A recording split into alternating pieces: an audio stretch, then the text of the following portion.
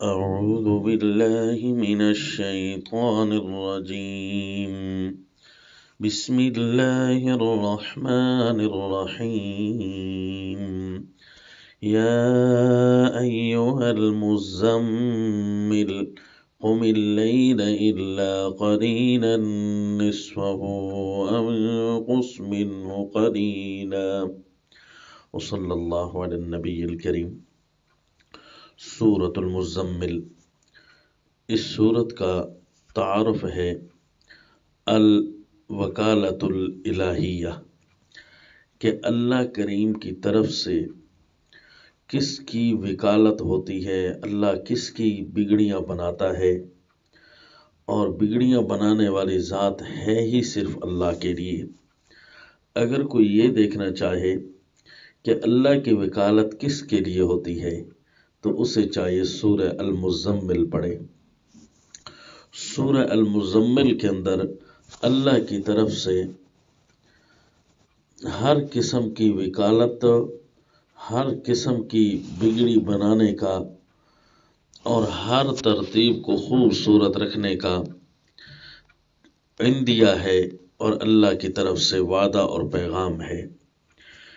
جس طرح کی سورت کی شروع میں ہے، میرے پیغمبر آپ رات کو کھڑے ہو جائیں اور قیام کریں، کیونکہ آپ کے لیے صبح بہت زیادہ تیرنا ہے، کام کرنا ہے۔ زندگی رسول اللہ صلی اللہ علیہ وسلم کی جو آپ کو ملی، مکہ مکرمہ اور مدینہ طیبہ کی محنت کو ملا کر نبوت والی زندگی 23 سال، اور ٹوٹل زندگی پیارے نبی صلی اللہ علیہ وسلم کی 63 سال تھی۔ آپ صلی اللہ علیہ وسلم نے 53 سال مکہ میں گزارے، 10 سال مدینہ طیبہ میں گزارے، لیکن ان میں جو تبلیغ کے دن تھے مکہ مکرمہ میں وہ 13 سال بنتے ہیں۔ تو اب یہ 23 سال، اور پھر اس میں رات دن بھی آئیں گے، اس میں محنت کرنی ہے۔ 23 سال میں پوری روئے زمین تک ایک پیغام نشر کروانا ہے، انداز، طریقے مختلف، اور دین کے ہر شعبے پر مکمل آنا ہے۔ تو وہ امام الانبیاء صلی اللہ علیہ وسلم نے کما حق کو پورا کیا، اسی لیے فرمایا ان لک فی النہار سبحا طویلا، آپ کے لیے صبح بڑا کام ہے، بڑا تیرنا ہے، لہذا رات کے وقت کھڑے ہو کر تیاریاں کیجیے اور اپنے اللہ سے مدد مانگیے، اور اپنے آرام کا بھی پورا خیال ہے، وہاں بھی پورا خیال رکھنا ہے۔ ان ناشئۃ اللیل ہی اشد وطئا واقوم قیلا، کیونکہ جو رات کا کھڑا ہونا ہے، رات کی سرگوشیاں ہیں اللہ کے سامنے، رات کی جو مناجات ہیں اللہ کے سامنے، یہ اپنے نفس کو روند ڈالتی ہیں، دنیاوی خواہشات کو ختم کر دیتی ہیں، یہ ایک اللہ کی محبت کو غالب کرتی ہیں۔ وَأَقْوَمُ قِيلًا، اور بات کے اعتبار سے بڑا بندہ درست ہوتا ہے، کیونکہ اس کے ملأ اعلیٰ کے ساتھ تعلقات ہوتے ہیں، اس کے اپنے اللہ کے ساتھ گفتگویں ہوتی ہیں، اس کا ہر وقت لو اللہ کے ساتھ لگا رہتا ہے، لہذا جب وہ بات کرتا ہے تو اس کے بات سے بھی نورانیت ٹپکتی ہے، اور اس کی بات میں بھی اللہ کی مدد شامل ہوتی ہے۔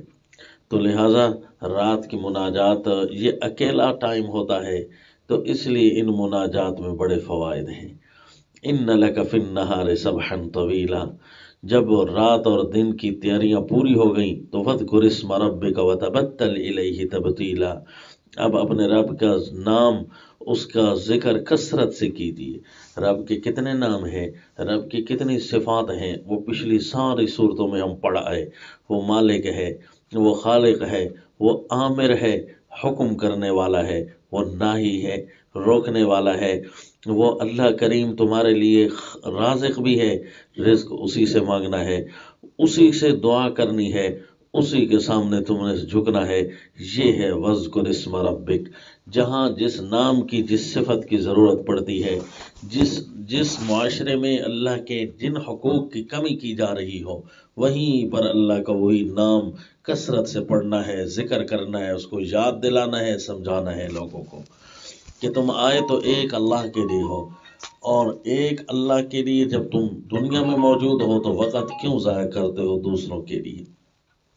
دوسروں کے لیے وقت ضائع نہیں کرنا، بلکہ ایک اللہ کے سامنے جھک کر ہی رہنا ہے۔ تو پھر ساروں کو جب یہی سمجھائیں گے، ہر جگہ ایک ہی اللہ کا نام بلند و بالا ہوگا، مشرق ہو چاہے مغرب ہو، ہر جگہ پر تذکرے اللہ کے ہی ہو رہے ہوں، رب المشرق والمغرب لا الہ الا ہو فاتخذہ وکیلا۔ رب مشرق کا بھی وہی ہے، مغرب کا بھی وہی ہے، کوئی بھی الہ اس کے علاوہ نہیں، لہذا اسی ایک اللہ کو ہی بگڑیاں بنانے والا سمجھو، اللہ تمہاری مدد کرے گا۔ وَاصْبِرْ عَلَىٰ مَا يَقُولُونَ، لوگوں کے کہنوں پر چھوڑ نہیں دینا مشن کو، ڈٹ کر رہنا ہے۔ وَاهْجُرْهُمْ هَجْرًا جَمِيلًا، چھوڑنا ہے لوگوں کو، لیکن ان کو بھی ایسے انداز سے چھوڑنا ہے کہ ان پر اتمام حجت پوری ہو۔ ایسا نہ ہو کہ اتمام حجت بھی ہم نہ کریں، نہیں، وہ پوری کرنی ہے۔ باقی اللہ کریم دنیا میں تمہیں کس طرح پرسکون رکھیں گے؟ ہم نے تمہاری طرف ایک رسول بھیجا ہے، اسی طرح جس طرح فرعون کی طرف ایک رسول بھیجا تھا۔ فرعون نے کیا کیا تھا اور اس کے ساتھ پھر کیا ہوا؟ ظاہر ہے تباہ وہی ہوا۔ اور جنہوں نے پیغام دیا ہے، جنہوں نے بڑی سے بڑی حکومتوں سے ٹکر لے کر رکھی ہے، اللہ نے پھر ان کی حفاظت کیسے کی ہے؟ پھر ایک دن اور بھی آ رہا ہے، فَكَيْفَ تَتَّقُونَ إِن كَفَرْتُمْ يَوْمًا يَجْعَلُ الْوِلْدَانَ شِيبًا السَّمَاءُ مُنْفَطِرٌ بِهِ كَانَ وَعْدُهُ مَفْعُولًا۔ کیسے تم بچ جاؤ گے اگر تم نے کفر کر دیا، اللہ کی نعمتوں کی ناقدری کر دی، اللہ کی صفات مبارکہ کا تم نے انکار کر دیا، اپنے اعمال سے، اپنے کردار سے۔ ایک دن تو پھر ایسا آنے والا ہے کہ بچے بھی بوڑھے ہو جائیں رو رو کر شدت غم میں، یا اس کے بڑے ہونے کی وجہ سے دن کے۔ السماء منفطر بہ، وہ جو بلند چیزیں تمہیں نظر آ رہی ہیں وہ بھی منفطر بہ، وہ بھی پھٹ جائیں۔ کان وعدہ مفعولا، اللہ کا وعدہ ہو کر رہنے والی چیز ہے۔ ان هذه تذکرہ فمن شاء اتخذ الى ربہ سبیلا، اب یہ نصیحت کا پیغام آ چکا ہے، اب اپنے اللہ کی طرف بھاگنا ہے، اپنے اللہ کی طرف ہی سارے راستے بنانے ہیں۔ پھر امام الانبیاء صلی اللہ علیہ وسلم اور مومنین کے طائفہ کو بتایا کہ اللہ تمہارے رات اور دن کی عادات کو اور ترتیبات کو خوب جانتے ہیں، اور رات اور دن بنانے والا تو اللہ ہے نا۔ جب اللہ کے لیے کھڑے ہوو گے تو تمہیں نقصان تو نہیں ہوگا۔ واللہ یقدر اللیل والنہار، ہاں تم اگر مریض ہو، سفر میں ہو، تو تمہارے لیے آسانیاں پیدا کر دی گئی ہیں، تمہیں بتا دیا گیا ہے کہ کس طرح تم نے سفر میں، حضر میں رہنا ہے۔ فقرؤوا ما تیسر منہ، جو قرآن میں آسانی سے پڑھ سکو وہ اللہ کی باتوں کو پڑھتے رہو۔ وَأَقِيمُوا الصَّلَاةَ وَآتُوا الزَّكَاةَ وَأَقْرِضُوا اللَّهَ قَرْضًا حَسَنًا، اور نماز کو پورا کرتے رہنا، اور فرائض کی ادائیگی میں، مال کی فرائض میں بھی پورا کرتے رہنا، اور پھر خرچ بھی کرنا اللہ کے راہ میں۔ یہ تمہارے لیے بڑا مفید ہوگا کہ اللہ کی راہ میں زائد بھی خرچ کرتے رہنا۔ پھر اس کے علاوہ کوئی بھی نیکی کرو گے، ما تقدموا لانفسکم من خیر تجدوہ عند اللہ، پھر کوئی بھی نیکی کرتے رہنا، یعنی فرائض کی تکمیل کے بعد پھر جو ضروری اللہ کی محبتیں وصول کرنے کے راستے تھے وہ بتا دی، یعنی اللہ کی راہ میں خرچ کرنا۔ پھر آخر میں ان نیکیوں کی باتیں کر دی کہ کوئی بھی نیکی ہے وہ اپنے اللہ کے لیے کرتے رہنا۔ واستغفر اللہ، اور آخر میں فرمایا کوئی زمین پر تم کام جتنے بھی کر رہے ہو رات اور دن کے، کوئی بھی تم نیکیاں کر رہے ہو تو ذرا بھی کوئی کمی کوتاہی یا ادب میں فرق آ جائے تو پھر اللہ تعالیٰ سے بخشش مانگتے رہنا، معافیاں مانگتے رہنا، اللہ کریم تمہیں معاف کر دیں گے۔ واستغفر اللہ ان اللہ غفور الرحیم۔